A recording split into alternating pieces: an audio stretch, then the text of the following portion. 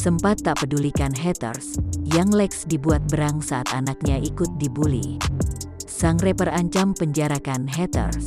Young Lex menjadi bulan-bulanan warganet karena video musiknya untuk lagu Raja Terakhir dituduh plagiat. Video musik yang diunggah Young Lex pada Selasa, tanggal 8 Maret tahun 2021 itu dituding meniru milik Lai EXO yang berjudul Lead.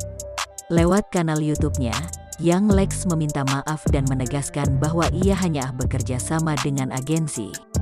Young Lex mengunggah tangkapan layar komentar dari seorang haters yang membuli putrinya. "Anda boleh hina saya tapi Anda gak pantas hina anak saya yang gak ngerti apa," tulis Eriska. Mengetahui hal tersebut, Young Lex langsung turun tangan. Ia mengancam akan memenjarakan haters yang telah membuli anak sematawayangnya. Young Lex mengaku akan menunggu video permintaan maaf dari haters tersebut dalam kurun waktu 1 kali 24 jam.